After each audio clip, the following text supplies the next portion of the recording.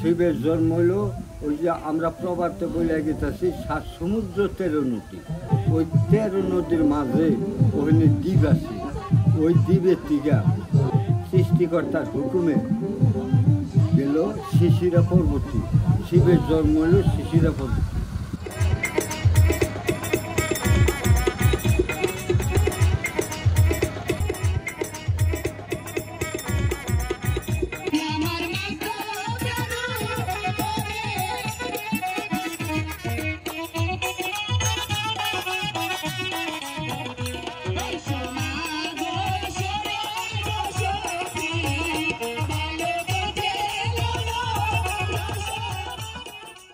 ওনারা তো সবাই মুসলিম ফ্যামিলি যারা মনসা পূজা করছে। তো মুসলিম ফ্যামিলিতে এই মনসা পূজাটা আসলো কিভাবে? এটা আমাদের মানে আমাদের যে বেসিক রিলিজিয়াস আমাদের যে যেটা একেশ্বরবাদী ধারণা এবং সেখান থেকে আমাদের যে মৌলিক বিশ্বাস যেটা আমাদের হুজুররা আকীদা বলে, সেই বিশ্বাসের সাথে এটা কোনোভাবেই যায় না, কোনোভাবেই যায় না। তাহলে এটা আমাদের এখানে মুসলিমরা করে কিভাবে? এটা নিয়ে আমি একে একে ভাবলাম। আমি ইয়াকুব ভাইকেও জিজ্ঞেস করছিলাম, সে এটা ওইভাবে ব্যাখ্যা করতে পারেনি। কিন্তু আমার ধারণাটা হলো যে কনভার্সন প্রক্রিয়ার মধ্য দিয়ে যখন রিলিজিয়াস বিশ্বাসটা কনভার্ট হয়েছে, কিন্তু অন্তর্গত যে চেতনা বা শিল্প নিয়ে যে তাদের পূর্বপুরুষের যে ধারণা তাদের মগজের ভিতরে, মনের ভিতরে, মননের ভিতরে ঢুকে গেছে, সেইটা তো তারা ত্যাগ করতে পারে না।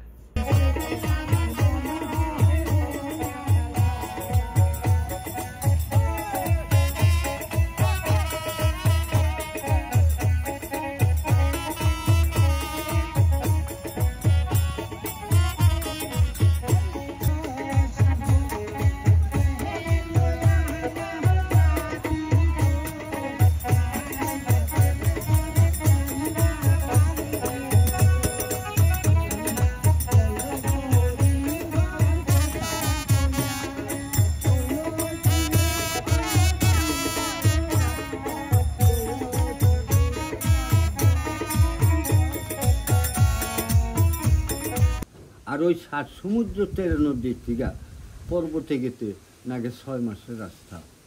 কিন্তু শিবের হাতে, বেহুলার হাতে কোনো সম্পর্ক নাই।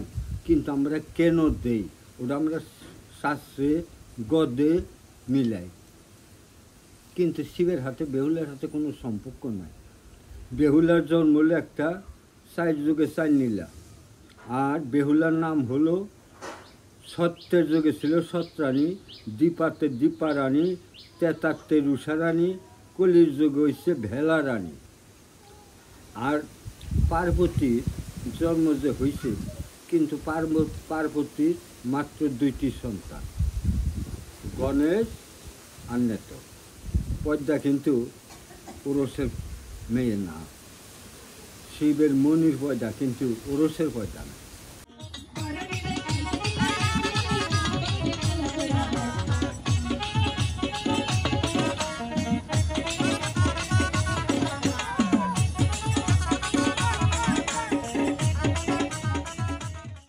ঘাটে যায় নামবে, উঠবে, গান হবে, তারপরে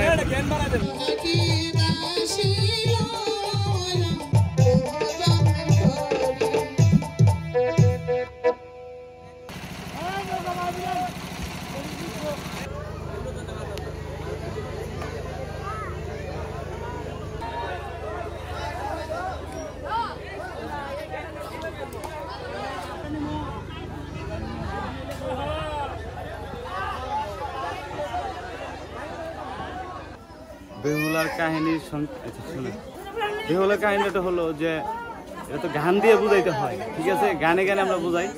তো এখন এইভাবে আমি বুঝাইতে পারতেছি না।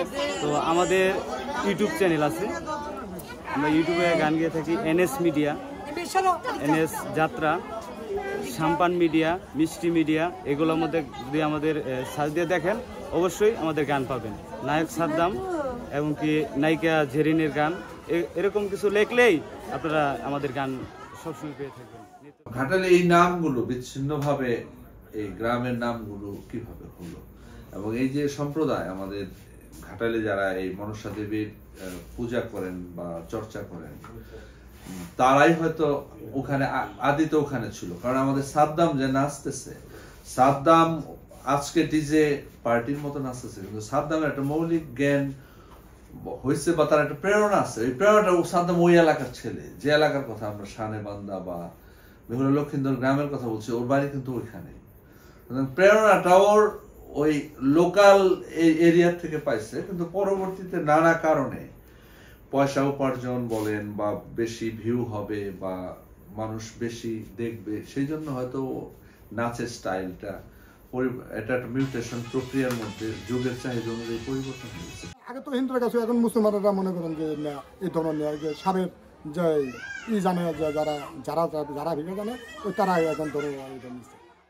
তো বেহুলা গান এটা একটা বাস্তব জীবন নিয়ে শুরু, যে তার স্বামীকে বাসর ঘরে যখন চাপে কাটে, মানে তখন তার পরিস্থিতি কি হয়, একটা মেয়ে বুঝে তার পরিস্থিতি তখন কোন পর্যায়ে থাকে, কেমন হয়। তো সেই দিক দিয়ে লক্ষ্য করে আমরা বেহুলা গানটাকে প্রাধান্য দিই। একটা গান আছে, সেটা হলো বিদায়ের গান।